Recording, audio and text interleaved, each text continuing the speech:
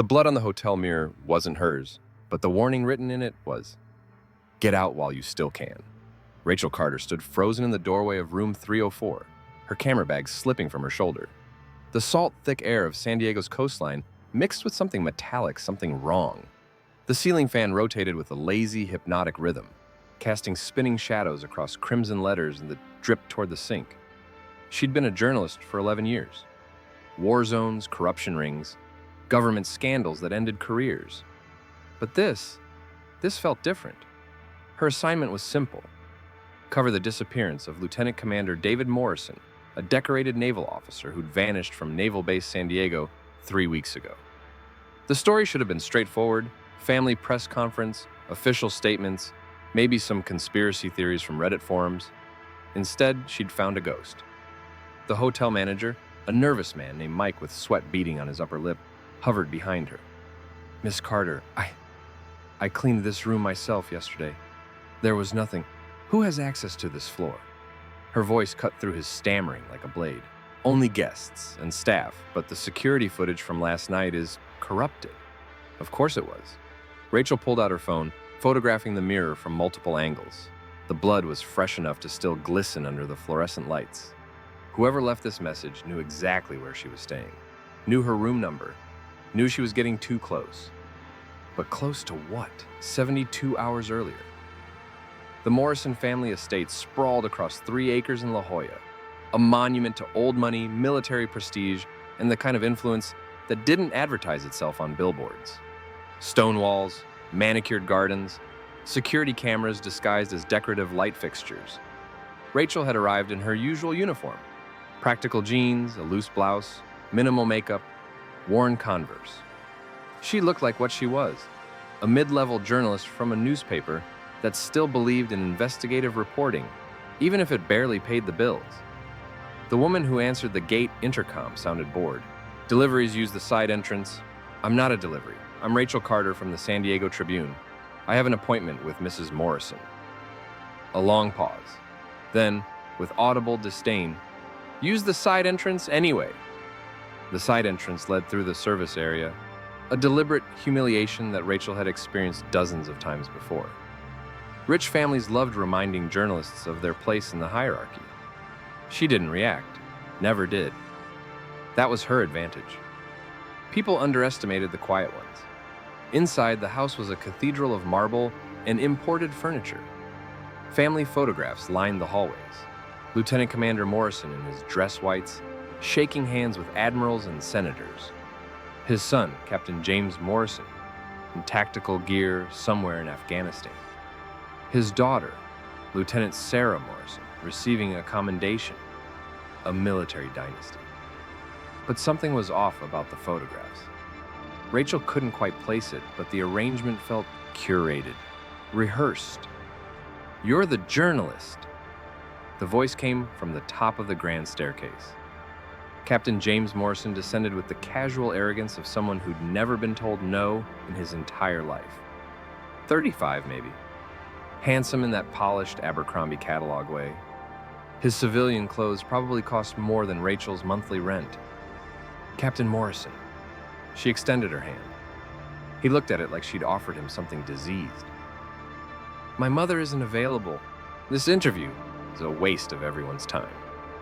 Your father's been missing for 3 weeks. The Navy's issued no official statement beyond ongoing investigation. The public has a right."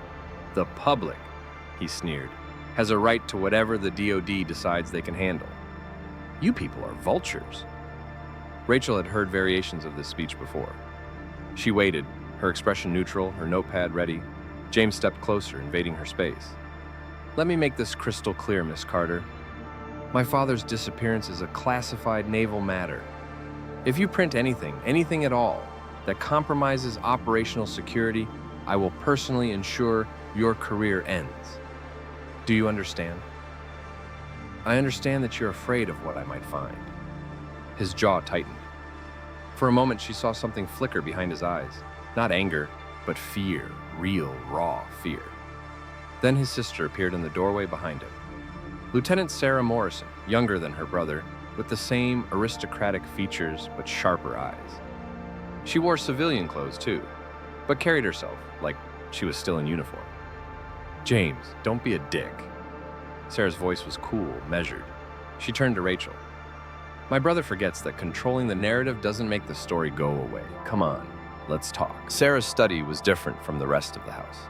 Functional, sparse, dominated by bookshelves filled with naval history, intelligence analysis, cryptography texts. A laptop sat closed on the desk, its charging light pulsing like a heartbeat. "You've got 15 minutes, Sarah said, settling into a leather chair.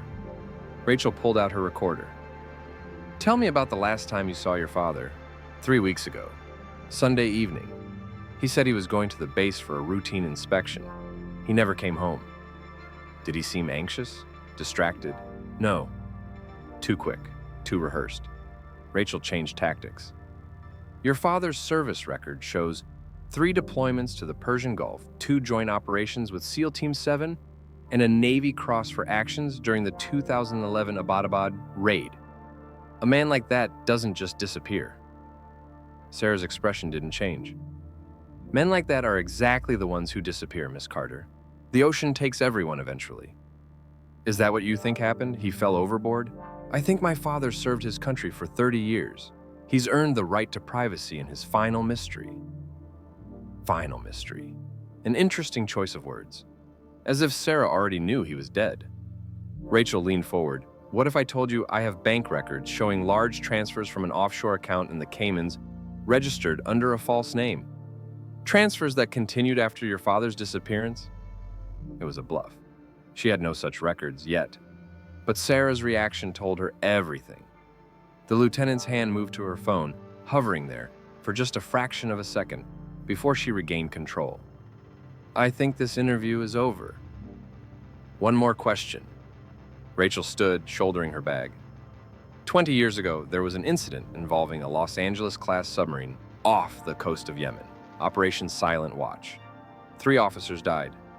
The official report called it mechanical failure, but the investigation was sealed. Your father was the commanding officer. Sarah's face went white. "Get out! What really happened on that submarine, Lieutenant? Get out!" The next morning, Rachel's source at the Naval Records Office didn't show up for their meeting. She waited at the Starbucks across from the base for 40 minutes before receiving a text from an unknown number. "Stop digging. People die when you dig too deep." She forwarded it to her editor and kept digging. The Navy Records Office was a brutalist concrete building that smelled like salt water and bureaucracy. Rachel had cultivated a contact there over 6 months. A low-level clerk named Kevin who had access to personnel files and a gambling addiction that made him receptive to cash payments. But when she arrived, Kevin's desk was empty. His supervisor, a stone-faced woman with hair pulled into a severe bun, informed her that Kevin had resigned for personal reasons. "When?" "Yesterday. Can I have his contact information?" "No." The woman's eyes held a warning that needed no translation. "Don't push this." Rachel pushed anyway. She spent 3 days tracking down everyone connected to Operation Silent Watch. Most of them were retired. 2 were dead. The rest refused to talk. One former officer, a man named Commander Reynolds, who now ran a charter fishing business in Florida, slammed the door in her face the moment she mentioned David Morrison's name. But she'd seen his hands shaking, seen the way his eyes darted to the security camera above his door. Everyone was afraid. The break came from an unexpected source. Rachel was reviewing documents in her apartment, a cramped studio in Normal Heights where the air conditioning fought a losing battle against the heat, when she received an unmarked envelope slid under her door. Inside was a single photograph. It showed 5 naval officers standing on the deck of a submarine. Young, proud, confident. She recognized 3 of them immediately. Lieutenant Commander David Morrison, Commander Reynolds, and a 3rd man whose face triggered a distant memory. She enlarged the photo on her laptop, enhancing the image until she could read the name tag on the 3rd officer's uniform. Lieutenant Commander Michael Carter. Her father. The room tilted. Rachel gripped the edge of her desk, her vision swimming. Her parents had died in a car accident when she was 12, a rainy night on Interstate 5, a jackknifed semi, a tragedy that CHP called unfortunate but common. But her father had never talked about his military service. Her mother had burned all his uniforms, all his medals, everything except one locked box that Rachel had never been allowed to open. The box she'd put in storage after her mother died 5 years ago. She was in an Uber within 10 minutes, speeding toward the storage facility in Mission Valley. The box was small, metal, secured with a combination lock that she'd never known the code for. Rachel had tried her birthday, her parents' anniversary, random combinations over the years. Nothing worked, until now.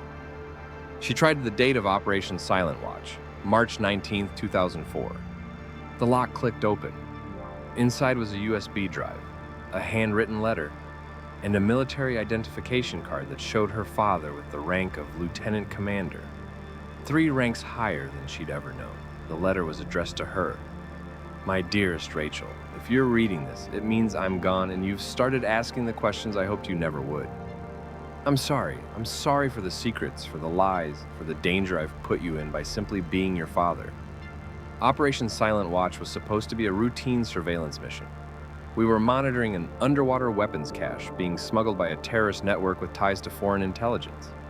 But when we arrived, we found something else. Evidence that high-ranking officials in our own government were facilitating the smuggling. We were ordered to stand down. We refused. 3 of our crew died trying to secure that evidence. The official report called it mechanical failure. It was murder. The evidence was buried, the witnesses silenced, and those of us who survived were given a choice: disappear quietly or disappear permanently. I chose my family. I chose you. But David Morrison chose differently. He took the evidence and hid it, planning to expose the conspiracy when the time was right. He created false identities, offshore accounts, an entire network designed to protect the truth until he could act. If you're reading this, David is either dead or close to it, and the people who killed our crew will be coming for you. Trust no one in the military. Trust no one in the government. There is only one person who can help you now. Call the number on the back of this letter. Use the code phrase, Silent Watch is active. She'll know what to do. I love you. I'm sorry. Dad? Rachel's hands shook as she turned the letter over.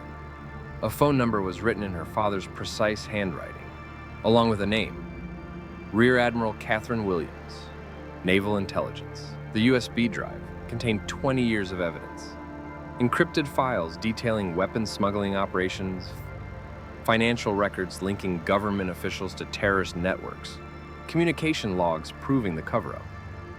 And at the center of it all, a single name that appeared over and over: Admiral Robert Morrison, David's older brother, a man who'd retired from the Navy 10 years ago and now served as a defense consultant with connections reaching into the Pentagon. The missing naval officer hadn't disappeared. He'd been erased by his own family. Rachel made the call from a burner phone in a crowded shopping mall where surveillance would be difficult. The woman who answered didn't introduce herself. Code phrase: Silent Watch is active. A long pause. Then, Coronado Golf Course Clubhouse. 1 hour. Come alone. If you're followed, abort. The line went dead. Rachel had spent her career chasing stories, but now she was in one, and the protagonist in these stories usually ended up dead.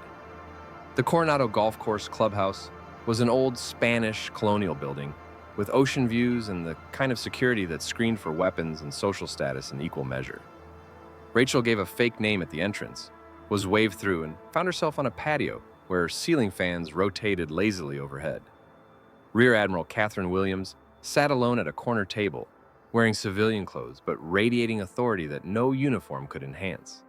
60, maybe.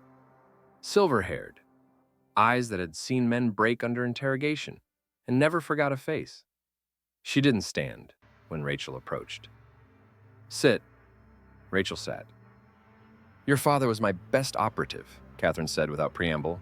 Brilliant analyst, terrible at following orders when those orders contradicted his conscience. You knew about Operation Silent Watch. I authorized it, and when it went sideways, I tried to protect the men who survived. David Morrison was too stubborn to be protected. He spent 20 years building a case against his own brother, gathering evidence, waiting for the right moment. Why not come forward? Because Admiral Robert Morrison isn't just connected. He is the connection. He has files on everyone: judges, senators, 4-star generals. If David had gone public without absolute proof, he'd have been labeled a traitor and disappeared. So he waited, built his case, and when he was finally ready, his family killed him.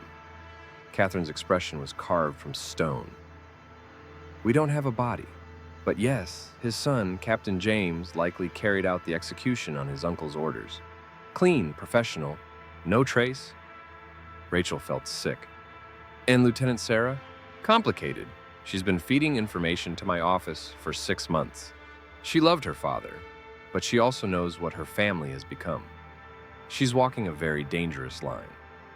Why are you telling me this? Because you're going to help me finish what your father and David started. Catherine slid a thin folder across the table. Tomorrow night, Admiral Robert is hosting a defense industry gala at the Hotel del Coronado. Every major defense contractor, every politician with security clearance, every piece of America's military-industrial complex in one room. It's the perfect venue for David's evidence to go public. You want me to publish the story? I want you to be the delivery system, your newspaper, your byline, your reputation as a legitimate journalist, not an anonymous leak that can be dismissed as Russian propaganda. Rachel opened the folder.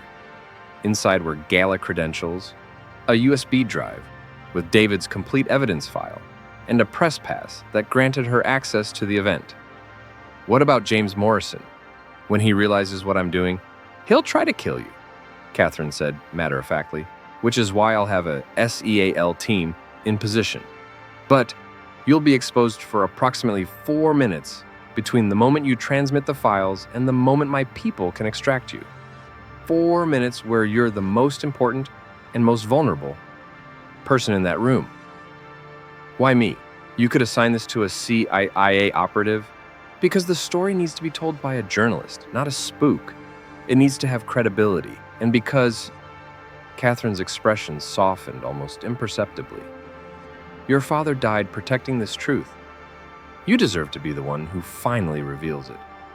The blood on Rachel's hotel mirror came that night. The message was clear. They knew. They were watching, and they wanted her afraid. But fear and determination weren't mutually exclusive. The Hotel del Coronado, San Diego. The gala was everything Rachel expected. Crystal chandeliers, waiters in white gloves, men in expensive suits discussing defense contracts over single malt scotch. She'd dressed the part, a simple black dress, press credentials on a lanyard, a small clutch containing nothing but her phone, and the USB drive. Security at the entrance was thorough. Metal detectors, bag searches, facial recognition software scanning every guest against a database of known threats. Rachel passed through without incident. Inside, she spotted James Morrison immediately. He stood near the bar, laughing at something a Lockheed Martin exec had said, playing the role of grieving son while his father's body moldered somewhere beneath the Pacific. And there, in the center of the room, holding court like a king, was Admiral Robert Morrison, 70 years old, distinguished gray hair, medals on his chest that gleamed under the chandelier lights. He radiated power, the kind of presence that made junior officers instinctively straighten their spines. He was also a murderer. Rachel moved through the crowd, her journalist credentials granting her access to conversations she had no business hearing. She recorded everything, her phone's microphone, capturing confessions disguised as casual boasts. At 9:47 p.m., she slipped into a service corridor and connected the USB drive to her phone. The evidence files began uploading to a secure server maintained by the San Diego Tribune, with automatic publication scheduled for 10 p.m. 13 minutes. She was back in the ballroom, maintaining her cover, when someone grabbed her arm. Lieutenant Sarah Morrison looked pale, terrified. "You need to leave now. I'm working. James knows. I don't know how, but he knows. He's ordered security to..." An alarm cut through the music. The lights went red, and every exit slammed shut with a pneumatic hiss that sounded like a tomb ceiling. "Ladies and gentlemen," Admiral Roberts' voice boomed through the sound system, amplified and distorted. "We have a situation. Please remain calm. No one will be leaving until a security matter has been resolved." The room erupted into confused murmurs. James Morrison appeared on the balcony above, flanked by 6 men in tactical gear. Not regular security, these were operators. Special forces. The kind of men who made problems disappear. "We're looking for someone," James announced, his voice cold. "A journalist named Rachel Carter. If she identifies herself now, no one else needs to be inconvenienced." Rachel's heart hammered against her ribs. 7 minutes until publication. She needed 7 minutes. Sarah pulled her toward a service door. "This way," but James had already spotted them. "There!" The tactical team moved with terrifying efficiency, cutting through the crowd like sharks. Rachel ran, Sarah beside her, both women sprinting through corridors that seemed designed to trap them. Behind them, boots pounded against marble. They burst into the hotel's kitchen, all stainless steel and industrial heat, and Sarah shoved Rachel toward a loading dock. "There's a service elevator. Take it to the basement level. There's an exit that—" A gunshot cracked through the air. Sarah collapsed, blood blooming across her shoulder. "No!" Rachel dropped beside her, pressing her hands against the wound. James appeared in the doorway, his pistol still raised. Not military issue, something smaller, quieter, a weapon designed for assassinations. "I told you to stay out of this," he said, almost sadly. "But you couldn't help yourself, just like your father." He knew. He'd always known. Rachel looked up at him, blood on her hands, Sarah's ragged breathing filling the silence. 4 minutes. "You killed David," she said. "Your own father." "I saved my family. My uncle had evidence that would have destroyed everything we've built, everything we are. I did what was necessary. You murdered him. I executed a traitor." James stepped closer, his gun trained on Rachel's forehead. "Now I'm going to do the same to you. And then we'll find every copy of that evidence, every file, every witness. And we'll bury this so deep that even your ghost won't find it." Rachel should have been terrified. But she was thinking about something Rear Admiral Catherine had said. "You'll be exposed for approximately 4 minutes. Those 4 minutes were up. The kitchen door exploded inward. Not regular soldiers, not FBI.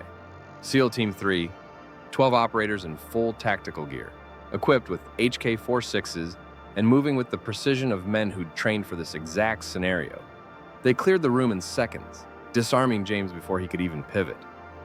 And behind them, walking with the casual authority of someone who'd toppled governments before breakfast, came Rear Admiral Catherine Williams. Except she wasn't wearing civilian clothes anymore. She wore the full dress uniform of a vice admiral, 3 stars gleaming on her shoulders, ribbons covering her chest, an expression that could have frozen fire. James stared at her in shock. You're supposed to be retired." "Retired?" Catherine smiled without warmth. "Is that what my Pentagon file says? How interesting." She turned to Rachel. "Are you hurt?" "I'm fine. Sarah needs a medic." Catherine nodded. 2 SEALs immediately moved to Sarah's side, applying pressure to her wound with professional efficiency. James was still processing, his arrogance crumbling into confusion. "You have no authority here. This is a private event. You can't just—" "I am the Director of Naval Intelligence," Catherine said quietly. "I have authority everywhere there's water, everywhere there's a naval installation, and everywhere there's a threat to America's national security. Your uncle's conspiracy qualifies. Your father's murder qualifies. And your attempt to assassinate a journalist carrying classified evidence definitely qualifies. You can't prove any of this." "Actually," Rachel interrupted, rising to her feet, "I already did. My story published 3 minutes ago. Every major news outlet in America has the files. CNN, the New York Times, Washington Post, all of them. By morning, Admiral Robert Morrison's name will be synonymous with treason." The color drained from James's face. In the distance, Rachel heard the distinctive sound of helicopters. Not civilian aircraft, military. The kind that carried Tier 1 operators and high-value targets. Catherine checked her watch. "Your uncle is being arrested by Marine Force Recon as we speak. His assets are frozen. His connections are being severed. And you, Captain James Morrison, are going to spend the rest of your life in Leavenworth answering for your crimes." James lunged for his dropped pistol. He didn't make it 3 feet before a SEAL had him on the ground, face pressed against blood-stained tile. 72 hours later, Rachel sat in Vice Admiral Catherine Williams' office at the Pentagon, watching news coverage of the scandal that had consumed America's military establishment. Admiral Robert Morrison had been arrested along with 14 other senior officials. The weapons smuggling conspiracy had been exposed. Congress was calling for hearings. The president had promised accountability. It was the story of Rachel's career, It was also the story that had cost her father his life.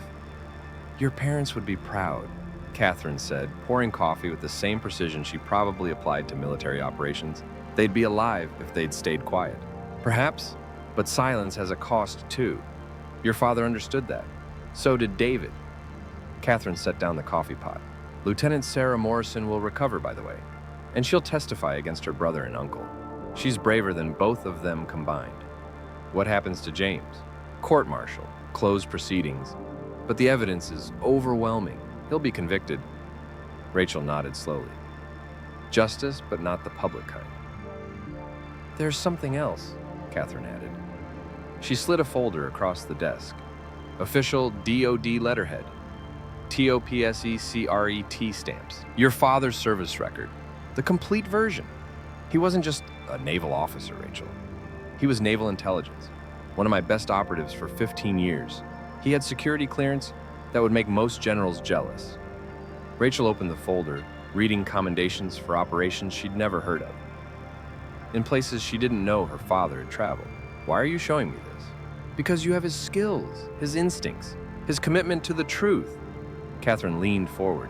I'm offering you a position, not as a journalist, as an intelligence analyst. Your investigative skills, your ability to ask the right questions, your persistence, we need people like you. I'm a journalist. You're someone who believes truth matters more than comfort. That makes you rarer than you think. Rachel looked at the folder, then at the window, where Washington, D.C.'s skyline stretched toward a horizon that had swallowed too many secrets. Can I think about it? Take all the time you need, Catherine smiled. But I suspect you already know your answer. Epilogue. 6 months later, Rachel Carter received the Pulitzer Prize for Investigative Journalism. She accepted it wearing a simple black dress.